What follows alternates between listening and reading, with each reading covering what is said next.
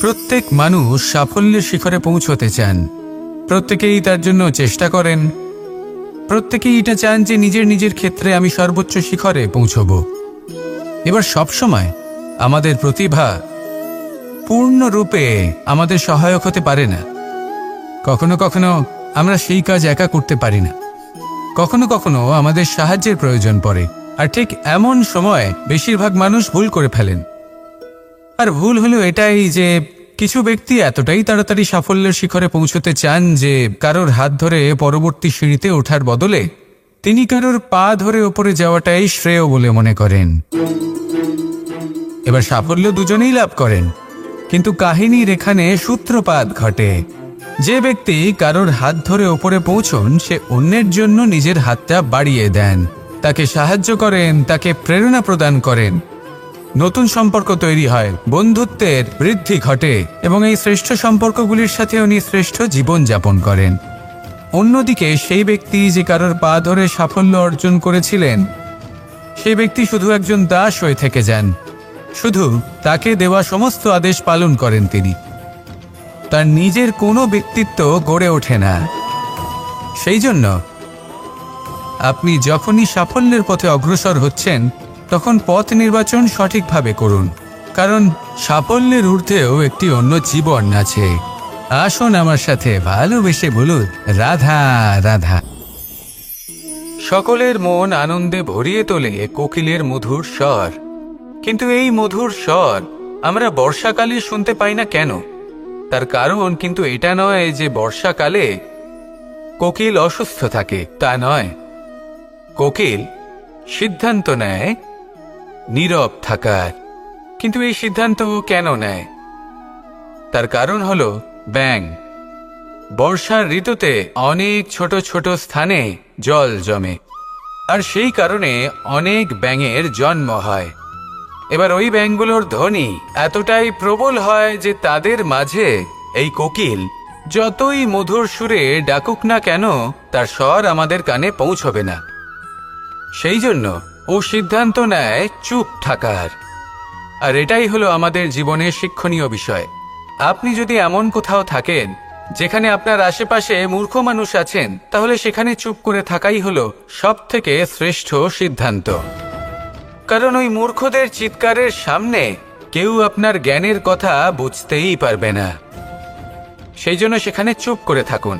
পরবর্তীতে গিয়ে যেমন এই ব্যাঙের ডাক এটা শান্ত হবে আর তারপর থেমে যাবে, ঠিক তেমন মূর্খদের সময় একটা নির্দিষ্ট কালের পর গত হয়। আর তারপরে আসে বিবেকবানদের সময়, আপনার সময়। শুধু ধৈর্য ধরুন। আসুন আর আমার সাথে ভালোবেসে বলুন রাধা রাধা। প্রেম অত্যন্ত পবিত্র অনুভূতি, শুদ্ধ অনুভূতি। কোনো অশুভ মানুষের হৃদয় পরিবর্তন করার ক্ষমতা রাখে, তাদের মনেও করুণা জাগ্রত করার ক্ষমতা রাখে। কিন্তু কিছু মানুষ এমন আছেন, কিছু পরিস্থিতি, কিছু মুহূর্ত এমন আসে যখন প্রেমে শান্ত থাকা যায় না। ভালোবেসে কিছু বোঝানোর জন্য আমি যুদ্ধ থেকে পালিয়েছিলাম। আমাকে যুদ্ধবিমুখ বলা হয়েছিল, কিন্তু তখনও যখন জরাসন্ধ বুঝতে পারল না তখন ওকে দুটুকরো করে সমাপ্ত করতে হলো। প্রেমপূর্বক মৈত্রীর প্রস্তাব নিয়ে আমি হস্তিনাপুরে গিয়েছিলাম, কিন্তু যখন দুর্যোধনের অশুভ বুদ্ধি এটা বুঝতে পারল না তখন আমাকে মহাভারত রচনা করতে হলো। ভালোবেসে এই সংসারের জন্য আমি বাঁশি বাজাই। কিন্তু এমন কিছু মানুষ আছেন যারা প্রেমের ভাষা বুঝতে পারেন না। তাদের হাত থেকে এই সংসারে যে ভালোবাসা আছে তাকে রক্ষা করার জন্য আমাকে হাতে সুদর্শন চক্র তুলে নিতে হলো। এই সংসারে ভালোবাসা গুরুত্বপূর্ণ। এই সংসারকে যদি ভালোবাসা দিয়ে ভরিয়ে তুলতে পারেন, এই সংসার একটু বেশি সুন্দর হয়ে উঠবে, চারিদিকে প্রসন্নতা ছেয়ে যাবে। কিন্তু যখন এমন একটা সময় আসে যখন ভালোবাসা সংকটে পড়ে যায় আর তাকে রক্ষা করা অনিবার্য হয়ে পড়ে, তাহলে যদি তার জন্য কঠোর হতে হয় সেটা হন। যদি হাতে অস্ত্র তুলে নিতে হয় তা তুলে নিন। এই ভালোবাসাকে সুরক্ষিত রাখা প্রয়োজনীয়। আসুন আমার সাথে ভালোবেসে বলুন রাধা রাধা। মানুষের জীবনে দুটি বড় মাপের সম্বল আছে। প্রথম হলো আশা। আশা, যেটা আমাদের সামনে পথ চলার প্রেরণা যোগায়। আশা যা আমাদের শক্তি প্রদান করে, সাহস যোগায়, আমাদের এটা বোঝায় যে এখন অনেক কিছু শুভ হওয়া বাকি আছে, ভয় পেও না। আর দ্বিতীয় হলো বিশ্বাস। জীবনে যখনই আমরা কাউকে বিশ্বাস করি তখন একটা বিশেষ মাপের শক্তি অনুভব করি। কখনো কখনো এই আশা হতাশায় পরিবর্তিত হয়ে যায়, আর বিশ্বাসঘাতকতায় পরিবর্তিত হয়। তখন কি করা যায়? তখন কি আপনি এটা বলবেন যে আশা করা অনুচিত, বিশ্বাসের অস্তিত্ব নেই? না, এটা কখনোই অনুচিত নয়। আপনি যদি কাউকে বিশ্বাস করেন আর সেই বিশ্বাস যদি সেই ব্যক্তি ভঙ্গ করে, তাহলেও এটা আপনার দোষ, কারণ আপনি সিদ্ধান্ত নিয়েছিলেন যে আপনি সেই ব্যক্তির ওপর বিশ্বাস করবেন। আপনার সিদ্ধান্তে দোষ ছিল, আপনার ভাগ্যে নয়। কিন্তু ধরুন এমন একটা পরিস্থিতি এলো, তখন কি করা উচিত? আশা করুন তাদের থেকে যারা আপনার থেকে বড়, আর বিশ্বাস করুন তাদের যারা আপনার সমতুল্য। আশা করতে হলে ঈশ্বরের কাছে করুন যে আমি জীবনে যা কিছুই করছি, যে কর্ম করছি, যাকে বিশ্বাস করছি, তারা আমার সাথে যেন কোনো অনুচিত না করেন। আমি শুধু এটাই আশা করব। আর বিশ্বাস অন্য কারোর উপর করার আগে নিজের উপর করুন, কারণ সত্যি বলতে আপনি নিজেকে কখনোই ঠকাবেন না, তাই না? আসুন আমার সাথে ভালোবেসে বলুন, রাধা রাধা। এই নিম পাতাকে দেখুন, ওর কিন্তু অনেকগুলো গুণ আছে। অনেক অসুখের নিরাময়ের জন্য এই নিম ওষুধ হিসেবে ব্যবহৃত হয়। এটা এই পরিবেশের জন্যও ভালো, আমাদের শরীরের জন্যও ভালো। কিন্তু যখন এটা চেখে দেখবেন তখন বুঝতে পারবেন এই নিম পাতা খুব তেতো। এবার এই যে নিম পাতার স্বাদ তেতো, সেটা কি খারাপ ব্যাপার?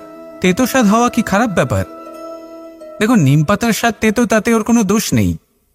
ঠিক সেভাবেই আমের স্বাদ মিষ্টি, তাতে আমের কোনো মাহাত্ম্য নেই। কে নির্ধারণ করে যে কোনটা মিষ্টি আর কোনটা তেতো? জিহ্বা। আমাদের জিহ্বা আমাদের বুঝিয়ে দেয় যে কোনটা মিষ্টি আর কোনটা তেতো, আর আমাদের এই জিহ্বার মিষ্টি পছন্দ। ঠিক সেভাবেই যদি আপনি নিমের মতো হন, আপনার মধ্যে অনেক ভালো গুণ আছে, আপনি জানেন, আপনি সৎকর্ম করতে চান আর করতেই থাকছেন, কিন্তু এমন কোনো ব্যক্তি আছেন যে আপনাকে ঠিক বুঝে উঠতে পারছেন না, কোনো ব্যক্তি হয়তো আপনাকে ততটা সম্মান করছে না, তাহলে এতে আপনার কোনো দোষ নেই। আপনি নিজের কর্ম করতে থাকুন। যদি সমস্যা বা দোষ কিছুতে থাকে, তাহলে সেই ব্যক্তির পরখ করার ক্ষমতায় আছে। আপনি শুধু নিজেকে বিকাশের পথে নিয়ে যান, সৎকর্ম করুন, আর আমার সাথে ভালোবেসে বলুন, রাধা রাধা। মস্তিষ্কের মেধা প্রত্যেক মানুষের কাছেই আছে। এর বর্গীকরণ করা সম্ভব 3টি স্তরে: নিম্ন, মধ্য এবং উচ্চ। এবার সেই ব্যক্তি যার মস্তিষ্ক মেধা নিম্ন স্তরের, তিনি কোন বিষয়ে কথা বলেন, কোন বিষয়ে আলোচনা করেন, কি সেই বিষয় যা নিয়ে এনারা ভাবেন? লেনদেন, লাভ ক্ষতি, সম্পর্ক ভাঙা গড়া, জীবনের এই ছোট ছোট বিষয়গুলি। এর ঊর্ধ্বে এনাদের কথা এবং ভাবনা যায়ই না। এবার যে ব্যক্তি এমন হন যার মস্তিষ্ক মেধা মধ্যস্তরের, সেই ব্যক্তি কি করেন, কোন বিষয়ে কথা বলেন? জীবনের ঘটনাগুলির বিষয়ে কথা বলেন। কি হয়েছিল, কিভাবে হয়েছিল, কিভাবে সেটা আরো বেশি শ্রেষ্ঠ করে তোলা সম্ভব। আর সেই ব্যক্তি যাদের মস্তিষ্ক মেধা উচ্চ স্তরে থাকে, তারা কি নিয়ে ভাবেন, তারা কি নিয়ে আলোচনা করতে থাকেন? তিনি ভাবেন যে কিভাবে নিজের চিন্তাভাবনা আরো বেশি শ্রেষ্ঠ করে তোলা সম্ভব। তিনি ভাবেন যে কিভাবে আমরা নিজেদের অপগুণগুলিকে দূর করে দিতে পারি, কারণ সেটা করতে পারলে জীবন আপনা থেকেই শ্রেষ্ঠ হয়ে উঠবে। মস্তিষ্ক মেধা আমাদের সবার কাছে আছে। এবার আমাদের এটা বেছে নিতে হবে যে কোন স্তরটা আমরা আপন করতে চাই। যদি আজকের এই মুহূর্তে আপনি নিম্ন স্তরেও থাকেন, তাহলে তা মেনে নিন, চিন্তার কোনো বিষয় নেই। এখনো চাইলে আপনি উচ্চ স্তরে পৌঁছতেই পারেন। সেটাই বেছে নিন, জীবন শ্রেষ্ঠ করে তুলুন, আর আমার সাথে ভালোবেসে বলুন, রাধা রাধা। অত্যন্ত শ্রেষ্ঠ একটা কথা আছে যদি একটা দরজা বন্ধ হয় তাহলে ঈশ্বর নিজে আমাদের জন্য আরেকটা দরজা খুলে দেন। কিন্তু কিছু মানুষ আছেন যারা এটা ভাবেন যে আমার সাথে তো এরকম হলোই না, আমাদের জন্য তো কোনো নতুন দরজা খুলল না, কোনো নতুন পথ আমরা খুঁজে পেলাম না। সেই বিষয়ে আমরা চিন্তা করি, দুঃখ পাই যে এরকম কেন হলো। কখনো কখনো নতুন দরজা উন্মুক্ত হয়, কিন্তু পুরনো যে বন্ধ দরজা আছে তার সামনেই আমরা দুঃখী হয়ে বসে থাকি, আর এমন ভাবে বসে থাকি যে নতুন দরজার দিকে আমাদের চোখই যায় না। কখনো কখনো ঈশ্বর জেনে শুনেই আমাদের জন্য নতুন দরজা, নতুন পথ উন্মুক্ত করেন না, কারণ তিনি চান যে আমরা যেন পরিশ্রম করি, কর্ম করি, নিজেকে আরো বেশি শ্রেষ্ঠ করে তুলি, সক্ষম হই, আর নিজের পথ আমরা নিজেই খুঁজে নিই। কখনো কখনো এমনও হয় যে ঈশ্বর চান যে আমরা যেন সেই পথে চলতে শুরু করে দিই। ভবিষ্যতে গিয়ে ঈশ্বর আমাদের সবকিছুই প্রদান করেন। মনে রাখবেন, যে ব্যক্তি নিজের বাড়িতে এসে নিজের দুঃখ নিয়ে বিলাপ করতে থাকেন, সুখ তার দরজায় পৌঁছে গিয়েও বন্ধ দরজা দেখে ফিরে চলে যায়। তাই দুঃখ আমাদের সকলের জীবনে আছে, কিন্তু সেই দুঃখকে আঁকড়ে ধরে বসে থাকবেন না, তাহলে আপনি আসন্ন সুখও ভোগ করতে পারবেন না। আসুন আমার সাথে ভালোবেসে বলুন, রাধা রাধা। জীবনে এমন কিছু কাজ রয়েছে যা আমাদের কখনোই করা উচিত নয়, যেমন আশা করা। যদি আপনি আশা করেন আর আপনার আশা পূর্ণ না হয়, আপনি খুবই কষ্ট পাবেন। এবার আপনি যদি প্রতীক্ষা করেন, করতেই থাকেন, আর সেই ব্যক্তি যদি না আসে, তাহলেও খুব কষ্ট পাবেন। আর হলো তুলনা। আপনি যদি তুলনা করতে যান তাহলে এটাই ভাববেন যে হয় আমি বা অন্য কোনো ব্যক্তি, এই দুজনের মধ্যে কোনো এক ব্যক্তি নিকৃষ্ট, আর এই ভাবনাটাই হলো অনুচিত। যদি আমরা কথা বলি সেই সব বিষয়ে যা আমাদের করা উচিত, যেমন পরীক্ষা, এই পরীক্ষা সবসময় আমাদের আরো সফল করে তোলে, আরো শ্রেষ্ঠ করে তোলে, আরো উৎকৃষ্ট করে তোলে। আসন্ন মহাসংগ্রামের জন্য আমাদের প্রস্তুত করে তোলে এই পরীক্ষা। তাই এই পরীক্ষার থেকে কখনোই পালাবেন না, এর সম্মুখীন হন। আর হলো কর্ম। কর্ম করা কখনোই বন্ধ করবেন না। তুলনা করার বদলে কর্ম করুন, প্রতীক্ষা করার বদলে কর্ম করুন, আর আশা করার বদলে কর্মই করুন। জীবন সফল হয়ে যাবে। দেখুন, সবার শেষে সত্যি বলতে এই কর্ম আর এই পরীক্ষা, এই দুই আমাদের জীবনকে সুখী করে তুলতে পারে।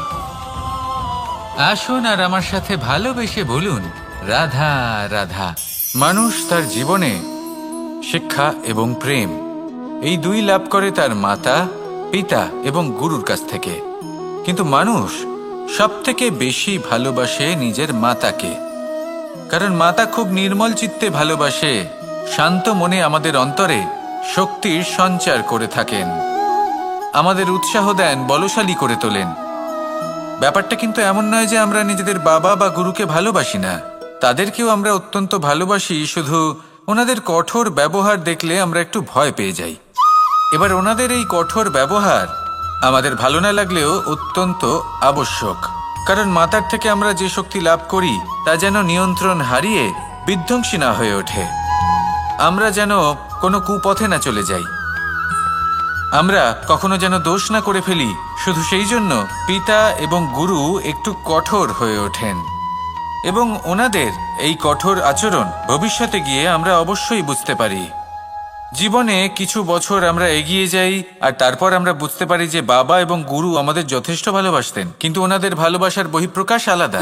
প্রয়োজনীয় হলো এটা দেখার, এটা বোঝার যে শুরু থেকে আমাদের প্রতি ওনাদের আচরণ কেমন ছিল। ওনাদের কঠোর হওয়ার পেছনে ওনাদের ভালোবাসাটা বোঝার চেষ্টা করুন, ওনাদের চিন্তাটা বোঝার চেষ্টা করুন, ওনাদের পথপ্রদর্শনের আড়ালে আপনার ভবিষ্যতের জন্য যে পরিকল্পনা ওনারা করেছেন সেটা বোঝার চেষ্টা করুন। তখন আপনারা বুঝতে পারবেন ওনাদের ভালোবাসাকে। আপনার মনের মধ্যে আপনা থেকেই ওনাদের প্রতি সম্মান জেগে উঠবে। নিজের পিতা এবং নিজের গুরু, এই দুজনের প্রতি কৃতজ্ঞতা প্রকাশ করুন আর আমার সাথে ভালোবেসে বলুন, রাধা রাধা। জীবনে গতি অত্যন্ত গুরুত্বপূর্ণ, মতিও হলো গুরুত্বপূর্ণ, এবং তার থেকেও বেশি গুরুত্বপূর্ণ হলো সঙ্গতি। একটা জলের ফোঁটা, তার মধ্যে গতি থাকে, প্রকৃতির মধ্যে তা লাভ করার ইচ্ছে নিহিত থাকে। কিন্তু এই যে সঙ্গতি, তা নির্ধারিত করে যে এই জলের ফোঁটা ঝিনুকের মুখে পড়ে মুক্তোতে পরিণত হবে, নাকি বিষাক্ত সাপের মুখে পড়ে বিষে পরিণত হবে। এবার দেখুন, এই জঞ্জাল স্বর্ণকারের দোকানের সামনেও থাকে এবং জঞ্জাল একজন ব্যবসাদারের দোকানেও থাকে। কিন্তু জঞ্জাল যা স্বর্ণকারের দোকানে থাকে তা ব্যবসাদারের দোকানের জঞ্জালের থেকে অনেক বেশি মূল্যবান, কারণ তার মধ্যে সোনার কণার সঙ্গতি থাকে। সেই জন্য জীবনে সঙ্গতির উপর বিশেষ গুরুত্ব দেবেন। যেমন সঙ্গতি তেমনই আপনি হবেন। আসুন আমার সাথে ভালোবেসে বলুন, রাধা রাধা। আমি দ্বারকাধীশ এবং আমার সভাতে বিভিন্ন সময় বিভিন্ন ধরনের মানুষ আসেন, নিজেদের দাবি নিয়ে, নিজেদের ইচ্ছে নিয়ে। কখনো কেউ ভোজন চান, আবার কখনো কেউ ওষুধ, কখনো কেউ বস্তু চান, কেউ আবার চান বস্ত্র। কারোর জ্ঞান চাই, কারোর ধন চাই, আবার কারোর বাসস্থান। অনেক সময় আমি এই অনুরোধ, এই ইচ্ছে পূর্ণ করি না। এবার আপনি এটা ভাবতেই পারেন যে কৃষ্ণ তো তাহলে লোভী, ওর কাছে তো সবকিছুই রয়েছে, তারপরেও সে নিজের প্রজার ইচ্ছে পূর্ণ করে না, তাদের সমস্যাগুলি বুঝতে পারে না, তাদের সুখ স্বাচ্ছন্দ্য প্রদান করে না। আসল সত্য হলো এটাই যে কোনো সবল ব্যক্তি, যে কোনো গৃহস্থ ব্যক্তি যে কাজ করতে সক্ষম, তার পরিশ্রম দ্বারাই নিজের প্রয়োজনগুলি এবং ইচ্ছেগুলি পূরণ করা উচিত। এটা অত্যন্ত প্রয়োজনীয়। আর এগুলো তিনি করতে পারেন শিল্প, ব্যবসা, আচরণ অথবা জ্ঞানের ভিত্তিতে। এই পথে চলতে হবে, পরিশ্রম করতে হবে, তবেই সে কিছু অর্জন করতে পারবে। এবার এমন কোনো ব্যক্তি যার এই সব কিছুতে কোনো রুচি নেই, যে কিছুই করতে চায় না, সে কিছুই অর্জন করতে পারবে না। এবার এরকম কোনো ব্যক্তিকে যদি আমি কোনো বস্তু প্রদান করি, তাহলে কি হবে? সে পরাধীন হয়ে যাবে, আর সেটা উচিত হবে না। তাহলে কি করা উচিত? তাকে পথ দেখানো, তাকে বোঝাতে হবে যে কোন পথে চলে তুমি নিজের লক্ষ্য প্রাপ্ত করতে পারবে। শিল্প, জ্ঞান, আচরণ এবং ব্যবসা, এই পথে কিভাবে চলে সেটা শেখাতে হবে। আর আমি সেটাই করি। তার ফলে কি হয়? ব্যক্তি স্বাধীন হয়ে যায়। সংসারে সে যা চাইবে তাই প্রাপ্ত করতে পারবে, কখনো কারোর থেকে কিছু চাইবার প্রয়োজন পড়বেই না। এই কথাটা সবসময় মনে রাখবেন। যখনই দান করবেন তা ভাবনা চিন্তা করে এমনভাবে দান করবেন যাতে সামনের ব্যক্তি স্বাধীন হতে পারেন, পরাধীন নয়। আসুন আমার সাথে ভালোবেসে বলুন, রাধা রাধা। এই সংসারের সব থেকে বড় সত্যি হলো জন্ম এবং মৃত্যু। কিন্তু আরো বড় একটা সত্য আছে, মিত্র এবং শত্রু, যা আমাদের সকলের জীবনে থাকে। মিত্র সে যে আমাদের সঙ্গ দেয় এবং সংসারের সব থেকে উঁচু শিখরে আমাদের নিয়ে যায়, এবং শত্রু সে যে যে কোনো মুহূর্তে যে কোনো শিখর থেকে আমাদের নিচে ফেলে দিতে পারে। এবার বিচিত্র ব্যাপার হলো এটাই যে আমরা নিজেরাই এদের সাথে নিয়ে চলি, নিজেরাই এদের পালন করি। তা কি করে? প্রথমে বুঝুন এই মিত্র এবং শত্রু কারা। আপনার নিজের মন, আর কেউ নয়। এই মনই হলো মিত্র যখন তাতে ভারসাম্য বজায় থাকে, তা নিয়ন্ত্রিত থাকে, তা পবিত্র হয়। কিন্তু যদি এই মন অনিয়ন্ত্রিত হয়ে পড়ে, যদি আপনাকে সে নিয়ন্ত্রণ করতে শুরু করে, তখন সেই আপনার সব থেকে বড় শত্রু হয়। সেই জন্য এই মনের ওপর নিয়ন্ত্রণ রাখতে শিখুন, এতে ভারসাম্য বজায় রাখতে শিখুন। তাহলে আপনি এমন এক বন্ধুকে পাবেন যে আপনাকে এই সংসারের শিখরে পৌঁছে দেবে। আসুন আমার সাথে ভালোবেসে বলুন, রাধা রাধা। ঈশ্বর আসলে কে? সংসারের বেশিরভাগ মানুষের কাছে ঈশ্বর হলেন এই সংসারের রচয়িতা, পালনকর্তা। কারোর কাছে উনি জ্ঞাতা, কারোর কাছে উনি হলেন আস্থার প্রতীক, আবার কারোর জন্য শুধুমাত্র অন্ধ বিশ্বাস। কিন্তু এই ঈশ্বর কি কোনো শরীর, নাকি একটা বোধ, নাকি শুধুই শ্রদ্ধা? ঈশ্বর হলেন তিনি যিনি হলেন আপনার ইষ্ট। সেই জন্যই তো গুরু, মাতা, পিতা এনাদেরও ঈশ্বরই বলা হয়েছে। যাদেরকে আমরা ঈশ্বর বলে মনে করি, যারা আমাদের ইষ্ট, তারা আমাদের একটি পথ দেখান, একটি দিকে চালিত করেন। সেই পথে চলে আপনি শুভ কর্ম করতে পারেন। আর যখন কোনো ব্যক্তি তার ঈশ্বরের আদেশ পালন করেন, তখন সে নিজে থেকেই শুভ পথে অগ্রসর হয়ে যান। বেশ কয়েকজন মানুষ ঈশ্বরের উপর আস্থা রাখেন এবং ভাবেন যে অনুচিত কোনো কাজ করা উচিত নয়, ঈশ্বর দেখছেন। ওনারা ভয় পান যে কোনো অনুচিত কর্ম করলে কে জানে তার পরিণাম কি হবে। এমন অনেক ব্যক্তি রয়েছেন যারা ঈশ্বরকে বিশ্বাস করেন এবং জানেন যে ঈশ্বর তাদেরকে দেখছেন। তাই যে যে শুভ কর্ম ওনারা করেছেন তার ফল তারা অবশ্যই পাবেন। এবার আপনি ভয় পেয়ে ঈশ্বরকে বিশ্বাস করবেন, নাকি বিশ্বাসের দ্বারা ঈশ্বরকে বিশ্বাস করবেন, সেই সিদ্ধান্ত আপনারই। কিন্তু হ্যাঁ, যদি আপনার মনে ঈশ্বরের জন্য কোনো স্থান থাকে, যদি আপনার কোনো ইষ্ট থাকেন, যদি আপনি কাউকে ঈশ্বর মনে করেন, যার প্রত্যেক আদেশ আপনি পালন করে থাকেন, তাহলে বলি ঈশ্বর কখনো আপনাকে অনুচিত পথে চালিত করবেন না। আসুন আমার সাথে ভালোবেসে বলুন, রাধা রাধা। এই সংসারে ভিন্ন ভিন্ন ধরনের গাছ আছে, অসংখ্য ধরনের প্রজাতি আছে। কিছু গাছ পাতা দিয়ে থাকে, কিছু ফুল, কিছু ফল।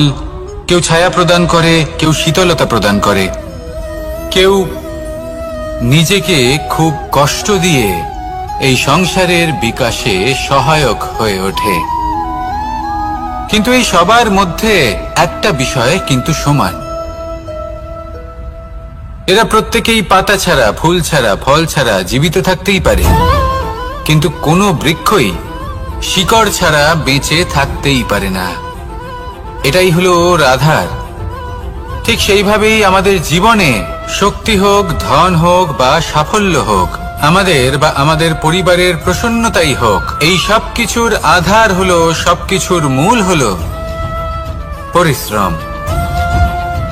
তাই জীবনে চিরকাল পরিশ্রম করতে থাকুন। যদি আপনি জীবনে মহান হবার পথে অগ্রসর হতে চান, তাহলে পরিশ্রম করুন। এই পরিশ্রম দ্বারাই নিজের পরিবারকে প্রসন্ন করুন, নিজের বন্ধুদের প্রসন্ন করুন, এই সমাজকে গর্বিত করুন। আসুন আমার সাথে ভালোবেসে বলুন, রাধা রাধা। প্রত্যেক মানুষ সাফল্যের শিখরে পৌঁছতে চান, প্রত্যেকেই তার জন্য চেষ্টা করেন। প্রত্যেকেই এটা চান যে নিজের নিজের ক্ষেত্রে আমি সর্বোচ্চ শিখরে পৌঁছব। এবার সবসময় আমাদের প্রতিভা পূর্ণরূপে আমাদের সহায়ক হতে পারে না।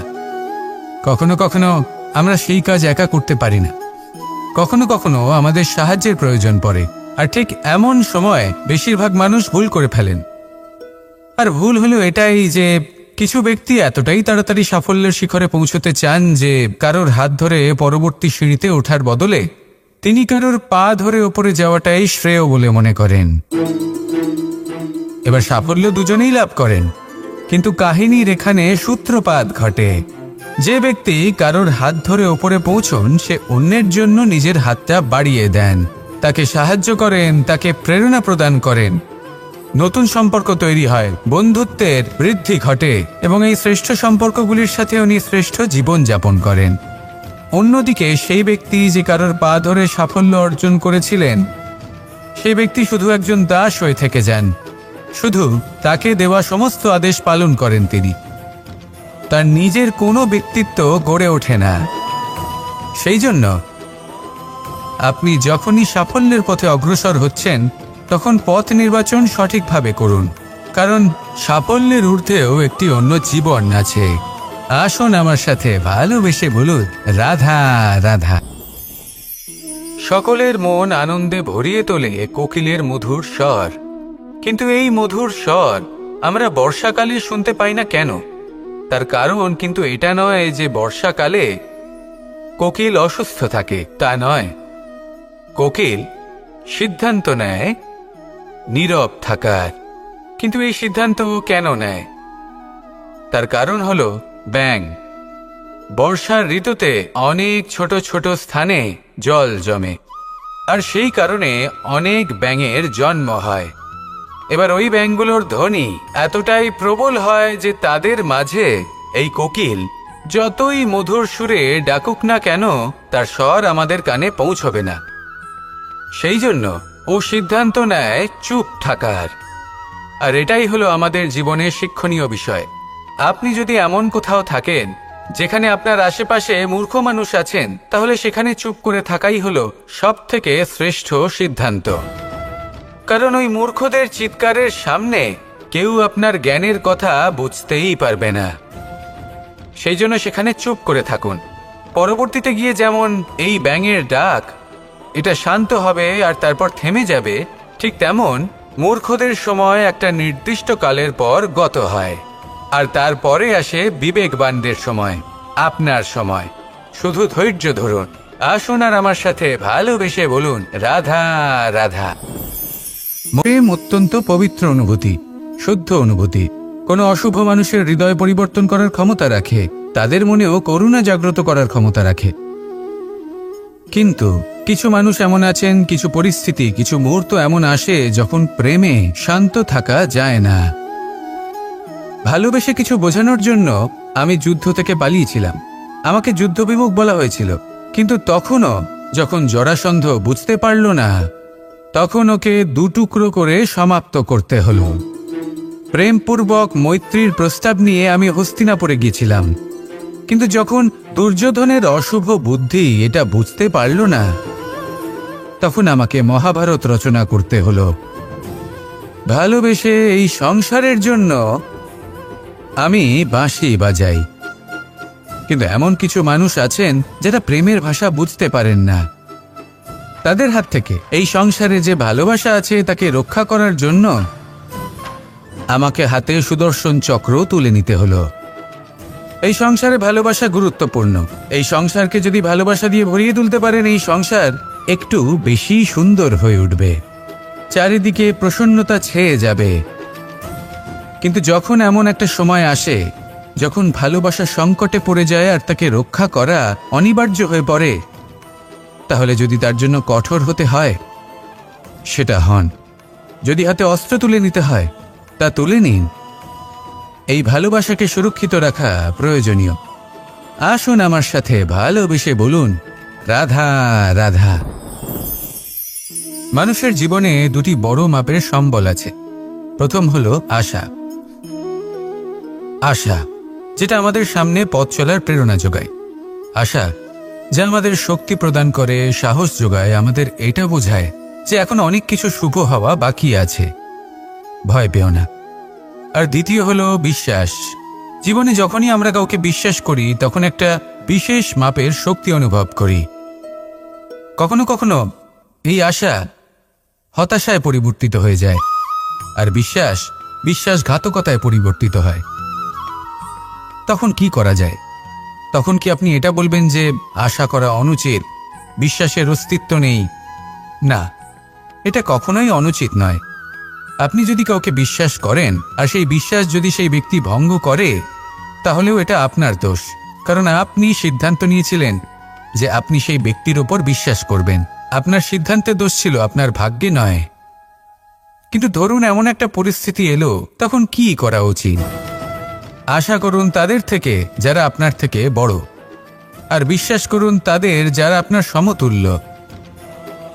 আশা করতে হলে ঈশ্বরের কাছে করুন যে আমি জীবনে যা কিছুই করছি, যে কর্ম করছি, যাকে বিশ্বাস করছি, তারা আমার সাথে যেন কোনো অনুচিত না করেন। আমি শুধু এটাই আশা করব। আর বিশ্বাস অন্য কারোর ওপর করার আগে নিজের ওপর করুন, কারণ সত্যি বলতে আপনি নিজেকে কখনোই ঠকাবেন না, তাই না? আসুন আমার সাথে ভালোবেসে বলুন রাধা রাধা। এই নিম পাতাকে দেখুন, ওর কিন্তু অনেকগুলো গুণ আছে। অনেক অসুখের নিরাময়ের জন্য এই নিম ওষুধ হিসেবে ব্যবহৃত হয়। এটা এই পরিবেশের জন্যও ভালো, আমাদের শরীরের জন্যও ভালো। কিন্তু যখন এটা চেখে দেখবেন তখন বুঝতে পারবেন এই নিম পাতা খুব তেতো। এবার এই যে নিম পাতার স্বাদ তেতো, সেটা কি খারাপ ব্যাপার? তেতো স্বাদ হওয়া কি খারাপ ব্যাপার? দেখুন, নিম পাতার স্বাদ তেতো, তাতে ওর কোনো দোষ নেই। ঠিক সেভাবেই আমের স্বাদ মিষ্টি, তাতে আমের কোনো মাহাত্ম্য নেই। কে নির্ধারণ করে যে কোনটা মিষ্টি আর কোনটা তেতো? জিহ্বা। আমাদের জিহ্বা আমাদের বুঝিয়ে দেয় যে কোনটা মিষ্টি আর কোনটা তেতো, আর আমাদের এই জিহ্বার মিষ্টি পছন্দ।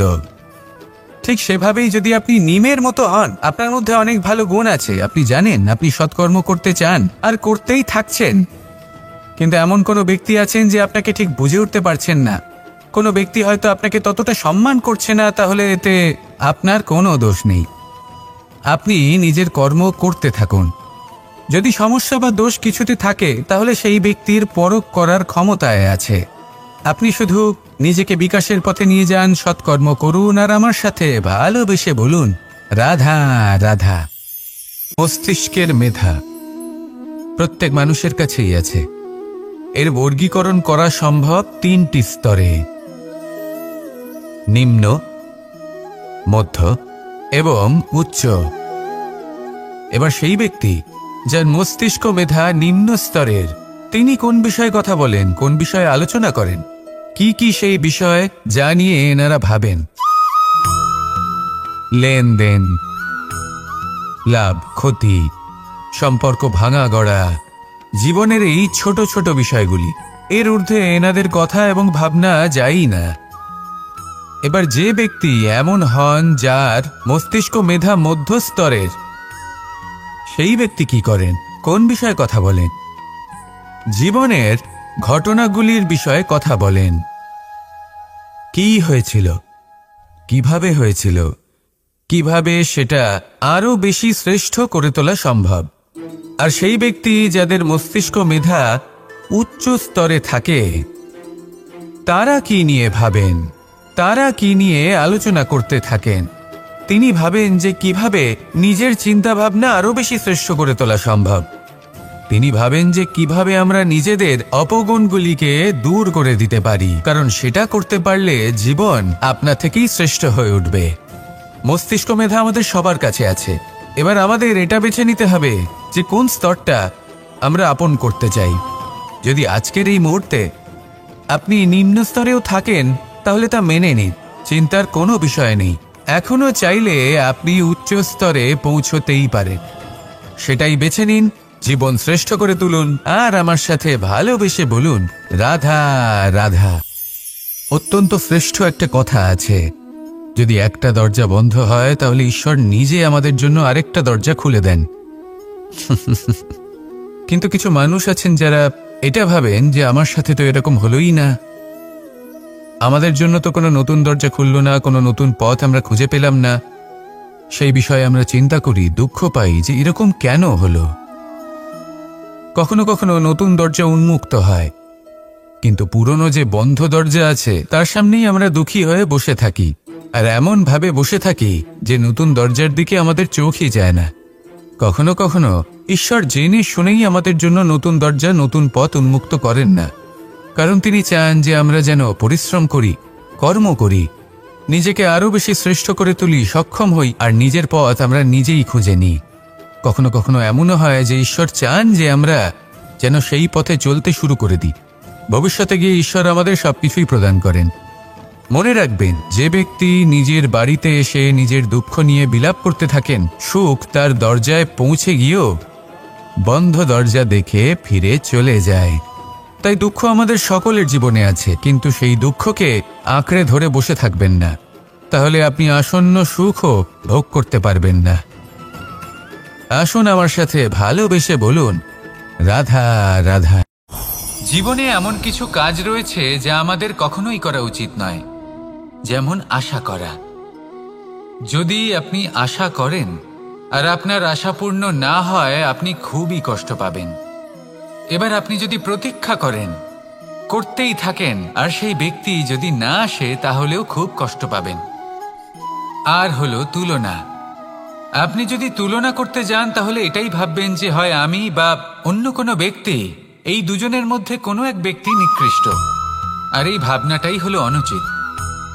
যদি আমরা কথা বলি সেই সব বিষয়ে যা আমাদের করা উচিত, যেমন পরীক্ষা, এই পরীক্ষা সবসময় আমাদের আরো সফল করে তোলে, আরো শ্রেষ্ঠ করে তোলে, আরো উৎকৃষ্ট করে তোলে। আসন্ন মহাসংগ্রামের জন্য আমাদের প্রস্তুত করে তোলে এই পরীক্ষা। তাই এই পরীক্ষার থেকে কখনোই পালাবেন না, এর সম্মুখীন হন। আর হলো কর্ম। কর্ম করা কখনোই বন্ধ করবেন না। তুলনা করার বদলে কর্ম করুন, প্রতীক্ষা করার বদলে কর্ম করুন, আর আশা করার বদলে কর্মই করুন। জীবন সফল হয়ে যাবে। দেখুন, সবার শেষে সত্যি বলতে এই কর্ম আর এই পরীক্ষা, এই দুই আমাদের জীবনকে সুখী করে তুলতে পারে। আসুন আর আমার সাথে ভালোবেসে বলুন, রাধা রাধা। মানুষ তার জীবনে শিক্ষা এবং প্রেম এই দুই লাভ করে তার মাতা, পিতা এবং গুরুর কাছ থেকে। কিন্তু মানুষ সবথেকে বেশি ভালোবাসে নিজের মাতাকে, কারণ মাতা খুব নির্মল চিত্তে ভালোবাসে, শান্ত মনে আমাদের অন্তরে শক্তির সঞ্চার করে থাকেন, আমাদের উৎসাহ দেন, বলশালী করে তোলেন। ব্যাপারটা কিন্তু এমন নয় যে আমরা নিজেদের বাবা বা গুরুকে ভালোবাসি না, তাদেরকেও আমরা অত্যন্ত ভালোবাসি, শুধু ওনাদের কঠোর ব্যবহার দেখলে আমরা একটু ভয় পেয়ে যাই। এবার ওনাদের এই কঠোর ব্যবহার আমাদের ভালো না লাগলেও অত্যন্ত আবশ্যক, কারণ মাতার থেকে আমরা যে শক্তি লাভ করি তা যেন নিয়ন্ত্রণ হারিয়ে বিধ্বংসী না হয়ে ওঠে, আমরা যেন কোনো কুপথে না চলে যাই, আমরা কখনো যেন দোষ না করে ফেলি। শুধু সেই জন্য পিতা এবং গুরু একটু কঠোর হয়ে ওঠেন, এবং ওনাদের এই কঠোর আচরণ ভবিষ্যতে গিয়ে আমরা অবশ্যই বুঝতে পারি। জীবনে কিছু বছর আমরা এগিয়ে যাই আর তারপর আমরা বুঝতে পারি যে বাবা এবং গুরু আমাদের যথেষ্ট ভালোবাসতেন, কিন্তু ওনাদের ভালোবাসার বহিঃপ্রকাশ আলাদা। প্রয়োজনীয় হলো এটা দেখার, এটা বোঝার যে শুরু থেকে আমাদের প্রতি ওনাদের আচরণ কেমন ছিল। ওনাদের কঠোর হওয়ার পেছনে ওনাদের ভালোবাসাটা বোঝার চেষ্টা করুন, ওনাদের চিন্তাটা বোঝার চেষ্টা করুন, ওনাদের পথপ্রদর্শনের আড়ালে আপনার ভবিষ্যতের জন্য যে পরিকল্পনা ওনারা করেছেন সেটা বোঝার চেষ্টা করুন। তখন আপনারা বুঝতে পারবেন ওনাদের ভালোবাসাকে। আপনার মনের মধ্যে আপনা থেকেই ওনাদের প্রতি সম্মান জেগে উঠবে। নিজের পিতা এবং নিজের গুরু এই দুজনের প্রতি কৃতজ্ঞতা প্রকাশ করুন আর আমার সাথে ভালোবেসে বলুন, রাধা রাধা। জীবনে গতি অত্যন্ত গুরুত্বপূর্ণ, মতিও হলো গুরুত্বপূর্ণ, এবং তার থেকেও বেশি গুরুত্বপূর্ণ হলো সঙ্গতি।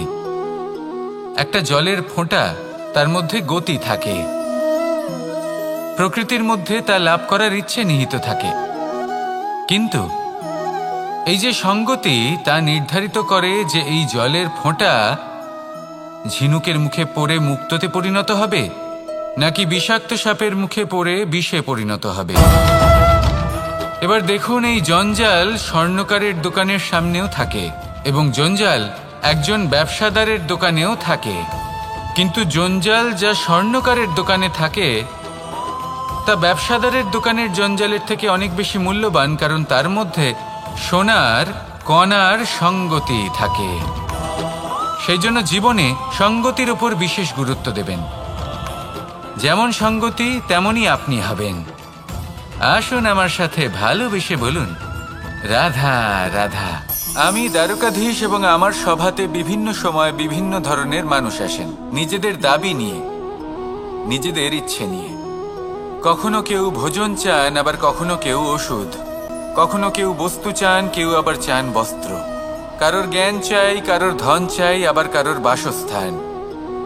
অনেক সময় আমি এই অনুরোধ, এই ইচ্ছে পূর্ণ করি না। এবার আপনি এটা ভাবতেই পারেন যে কৃষ্ণ তো তাহলে লোভী, ওর কাছে তো সবকিছুই রয়েছে, তারপরেও সে নিজের প্রজার ইচ্ছে পূর্ণ করে না, তাদের সমস্যাগুলি বুঝতে পারে না, তাদের সুখ স্বাচ্ছন্দ্য প্রদান করে না। আসল সত্য হলো এটাই যে কোনো সবল ব্যক্তি, যে কোনো গৃহস্থ ব্যক্তি যে কাজ করতে সক্ষম তার পরিশ্রম দ্বারাই নিজের প্রয়োজনগুলি এবং ইচ্ছেগুলি পূরণ করা উচিত। এটা অত্যন্ত প্রয়োজনীয়, আর এগুলো তিনি করতে পারেন শিল্প, ব্যবসা, আচরণ অথবা জ্ঞানের ভিত্তিতে। এই পথে চলতে হবে, পরিশ্রম করতে হবে, তবেই সে কিছু অর্জন করতে পারবে। এবার এমন কোনো ব্যক্তি যার এই সব কিছুতে কোনো রুচি নেই, যে কিছুই করতে চায় না, সে কিছুই অর্জন করতে পারবে না। এবার এরকম কোনো ব্যক্তিকে যদি আমি কোনো বস্তু প্রদান করি, তাহলে কি হবে? সে পরাধীন হয়ে যাবে, আর সেটা উচিত হবে না। তাহলে কি করা উচিত? তাকে পথ দেখানো, তাকে বোঝাতে হবে যে কোন পথে চলে তুমি নিজের লক্ষ্য প্রাপ্ত করতে পারবে। শিল্প, জ্ঞান, আচরণ এবং ব্যবসা এই পথে কিভাবে চলে সেটা শেখাতে হবে, আর আমি সেটাই করি। তার ফলে কি হয়? ব্যক্তি স্বাধীন হয়ে যায়। সংসারে সে যা চাইবে তাই প্রাপ্ত করতে পারবে, কখনো কারোর থেকে কিছু চাইবার প্রয়োজন পড়বেই না। এই কথাটা সবসময় মনে রাখবেন। যখনই দান করবেন তা ভাবনা চিন্তা করে এমনভাবে দান করবেন যাতে সামনের ব্যক্তি স্বাধীন হতে পারেন, পরাধীন নয়। আসুন আমার সাথে ভালোবেসে বলুন, রাধা রাধা।